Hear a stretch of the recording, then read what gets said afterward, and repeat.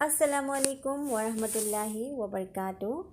যেহেতু ৰমজান মাহ আহি পালেহি আৰু তাৰ কাৰণে এটা ৰমজান সিৰিজ লৈ আহিছিলোঁ আৰু এই ৰমজান মাহত কি গোল সেট কৰি ল'ব, লক্ষ্য কি কৰি ল'ব তাৰ বিষয়ে এটা মই আগৰ ভিডিঅ' দি থৈছোঁ, যিসকলে চোৱা নাই চাব। আৰু এতিয়া মই লৈ আহিছোঁ চেহেৰীৰ নিয়ত। চেহেৰী খাওঁতে আমি কোনটো দোৱা পঢ়িব লাগে তাৰ বিষয়ে লৈ আহিছোঁ। দোৱাটো হৈছে নাৱাইতুৱান আসুম্মা গাৰ্দাম মিন চাৰি ৰমজানাল মুবাৰকি ফৰজুল্লাকা ইয়া আল্লাহু ফাতাকাব্বাল মিন্নি ইন্নাকা আন্তাস সামিউল আলিম।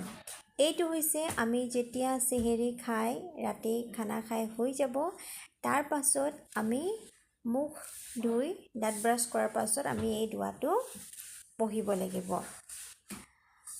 তাৰপিছত আহিলে আমাৰ ইফতাৰৰ সময়, আৰু ইফতাৰৰ সময়ত যেতিয়া আমি দোৱা কৰিম সেই দোৱাটো হৈছে আল্লাহুম্মা লাকা সামতু ওয়া আলাইকা তাৱাক্কালতু ওয়া বিৰিজকিকা আফতাৰতু বিৰহমাতিকা আৰহামাৰ ৰাহিমিন। এইটো হৈছে ইফতাৰৰ দোৱা।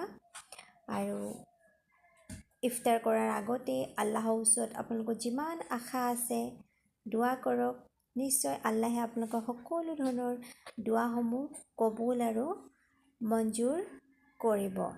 এতিয়া আহিছোঁ আমাৰ যিহেতু 2025 চনৰ ৰোজা পালেহি আৰু এতিয়া আমাৰ প্ৰথম তাৰাবি কেতিয়াৰ পৰা আৰম্ভ হ'ব। প্ৰথম তাৰাবি আৰম্ভ হ'ব 28 ফেব্ৰুৱাৰীৰ ৰাতি।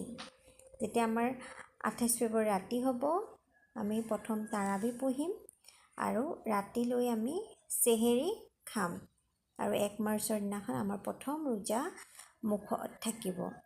এয়াই হৈছে আমাৰ 2025 চনৰ ৰোজাৰ আৰম্ভণি। আশা কৰোঁ সকলোৰে ৰোজাসমূহ ভালদৰে পাৰ হওক।